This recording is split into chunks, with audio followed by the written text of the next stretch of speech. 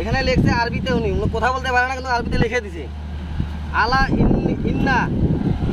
ইন্না আউলিয়া আল্লাহি লা খাউফুন আলাইহি। এটার অর্থ হচ্ছে ওহে নিশ্চয় আল্লাহর ওলিদের কোনো ভয় নাই। উনি লিখে দিতে আল কোরআন। তাহলে কি এই যে জিনিসটা লিখে দিল এই ব্যক্তি, তাহলে কি আমরা এনাকে তুমি পাগল ধরতে পারবো? পানি আছে, বোতলটা পানি দিয়ে দিতে হবে না? হ্যাঁ, সালাম দেন সবাই, একটা সালাম দেন। সালাম এই নখ কাটো, নখগুলো কেটে দিই। হ্যাঁ, পানি আসো। অনেকক্ষণ তার সাথে কথা বলার পর আমরা যখন তাকে কোনো খাবার খাওয়ার কথা বললাম, উনি তার ব্যাগ থেকে কি জানি বের করতেছে। আমাদেরকে মুড়ি বের করে দিয়ে প্রথমে আমাকে খাওয়াইলো, তারপরে আমাদের আজাদ ভাইকে খাওয়াইলো, এবং কি উনি ইশারাতে কি জানি বলতেছে এবং আকাশের দিকে তাকাচ্ছে। আপনারা ভিডিওটা বেশি বেশি শেয়ার করবেন যাতে এর আত্মীয় স্বজনের কাছে পৌঁছাতে পারে। আপনাদের একটা ভিডিওর জন্য, একটা শেয়ারের জন্য এই লোক তার আত্মীয় স্বজনের কাছে পৌঁছাতে পারে। আমার মনে হয় কথা বলা মানে ইয়া শপথ নিছে কোনো ফ্যানে হয়তো বা আর কোনো পাগলা বাবার লোক হইতে পারে। লেখে দেন না, ওনাকে বলেন বাসা লিখে দিতে। আল্লাহ তরফ থেকে আল্লাহ ইও জম আল্লাহ। আমি এখানে লিখে দিচ্ছি আপনার বাসা কোথায়, দেখি উনি কি বলে।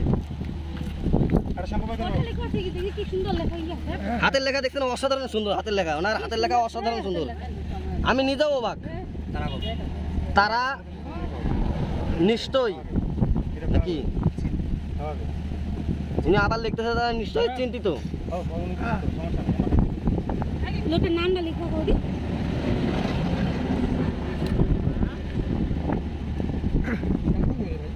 শ্যাম্পু ওই সাইডে আছে, আরে দিয়ে না, উনি বেকার কিছু করবে না। না, নামটা লিখে দিবা বলি। কি নাম? শরীয়তপুর। শরীয়তপুর পালনের এটা ইয়া লোক আছে না, শরীয়ত পালনের মানে পাগলের লোক, পাগলের লোক না, এটা আছে ইয়ার লোক, মাজারের মাজারের।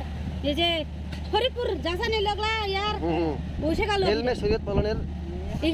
এইটা লেখা মোর বাপের ঠিক এই লেখা না? হ্যাঁ আছে, মোর বাপের এইটা লেখা ইয়া করে লেখছে মোর বাপতে যাচ্ছে। এটা মাছ ভান্ডারের সুদা এটা নিচে লেখা। তাহলে এই লোক যে এইভাবে লিখতেছে এগুলো আপনার আপু লিখে নিয়ে আসছে না? ওইটা ইয়া লেখা, হ্যাঁ ওয়াল মেকনা লেখা আছে। তাহলে ইনি তাহলে শরীয়তপুরের এটা তো চিটাগাং গেল, চিটাগাং লোক হবে না?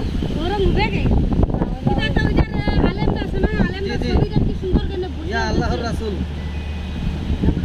হাতের লেখাও তো সুন্দর। সেই দেখেন হাতের লেখা কত সুন্দর লেখা। আপনার নামটা লেখেন। আমরা কিন্তু যখন ওকে বললাম যে আপনার ওর বাসা কই, ওর বাসা বলতেছে না, উনি শুধু লিখে দিচ্ছে কিন্তু কথা বলতেছে না। লিখে দিচ্ছে তরিকায়ে মুহাম্মাদিয়া, তার মানে উনি হয়তো কোনো মাছ ভান্ডারি কিংবা কোনো তরিকার লোক হইতে পারবে। আপনারা দয়া করে ভিডিওটা বেশি বেশি শেয়ার করবেন, কারণ আপনার একটা শেয়ারের জন্য ওনার ফ্যামিলির কাছে উনি কিন্তু পৌঁছাইতে পারবে, এটা শিওর, আমার আত্মবিশ্বাস। উনি কিন্তু সুস্থ লোক, কোনো পাগল না। তো আপনি ইয়া করেন ভাই, না ধন্যবাদ আপনাকে অসংখ্য। মুখ ধুবেন, চুল লাগিয়েছে, চুল বাসা কই সেটা তো লিখতে পারো, বা বাসা দিচ্ছে না, নখ কাটতে নখ মেশিন আছে না কাটতেছে না, হয়তো বা উনি মনে কোনো ইয়া করছে, সাধনায় আছে আমার মনে হয় উনি। হ্যাঁ, যখন আমি সাধনার কথা বললাম উনি মাথা মানে হয়তো বা উনি সাধনায় আছে। আমার জানা মতো উনি সুস্থ লোক।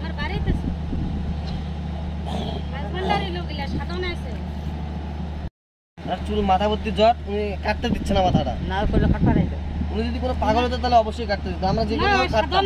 কিন্তু উনি যেহেতু সাধনায় আছে, ওনারও একটা জীবনের স্বাধীনতা আছে, সেজন্য আমরা ওনার মাথাটা কাটলাম না, শুধু ওনার মোষটা আমরা কেটে দিলাম। আমার কাছে ড্রেস নাই, আমরা তেঁতুলিয়া গেছিলাম, আরো অনেক পাগলকে আমরা ইয়া করে গেছিলাম। ভালো পানি,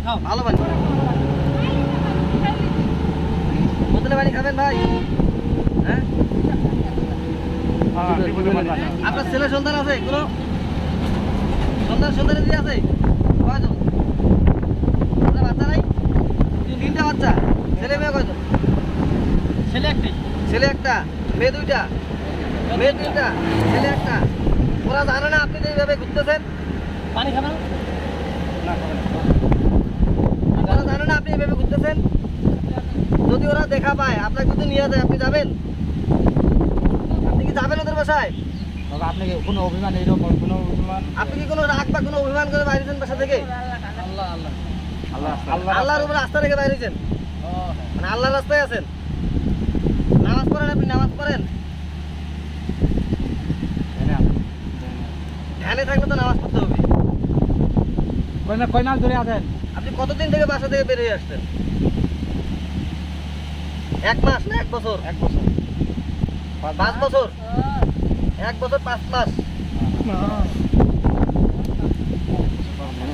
খাওয়া দাওয়া করছেন আপনি? ভাত খাবেন? ভাত খাবেন? মুড়িলা নিয়ে দেখি বাড়ি মুড়ি ভাই আপনি কি ভাত খাবেন? মুড়ি না, মুড়ি না, মুড়ি না, মুড়ি খেলে তো পেট ভরে না। ভাত খাবেন? আল্লাহ খাওয়া দেওয়া আল্লাহ খাওয়ায়।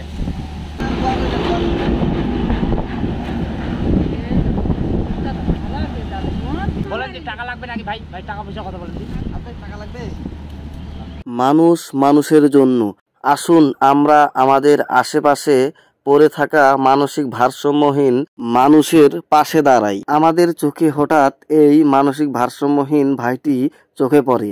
আমরা তাৎক্ষণিক তার পাশে গিয়ে নতুন এক জোড়া জুতা দেই, কারণ তার আগের জুতাগুলো ভালো ছিল না। প্রচন্ড এই রোদে তাকে আমরা কোনো এক গাছের ছায়ার নিচে নিয়ে যাই। যাওয়ার পরে আমাদের প্ল্যান ছিল তার চুল এবং মোজগুলা কেটে দিব। আমি যখন তাকে প্রথমে বললাম আপনার জট লাগা চুলগুলো কেটে দেই, উনি তখন বলল আমার মোজগুলো আগে কেটে দেন। তখন আমি তার মোজগুলো কেটে দিলাম। মোজগুলো কেটে দেওয়ার পর একবারে জিরো করে দিলাম। জিরো করে দেওয়ার পরে আমি তাকে যখন বলি যে আপনার জট লাগা চুলগুলো কেটে দেই, উনি তখন বলল এই জট লাগা চুল আল্লাহর তরফ থেকে এসেছে। আমি বললাম আল্লাহর তরফ থেকে কখনো কাউকে জট লাগা চুল দেয় না। এখন ওনার সাথে তর্কাতর্কি করার পরে উনি আমাকে ইশারায় বলল একটা কলম আর ডায়েরি দিতে। তখন আমরা আমাদের পাশে কোনো এক ভাই ছিল, ওনার কাছ থেকে একটি কলম এবং একটি সাদা পাতা লেখার জন্য আমরা ওই মানসিক ভারসাম্যহীন ভাইটিকে দিলাম। উনি আরবিতে এবং আরবির অর্থ দিয়ে কি জানি লিখে দিলেন। ভালো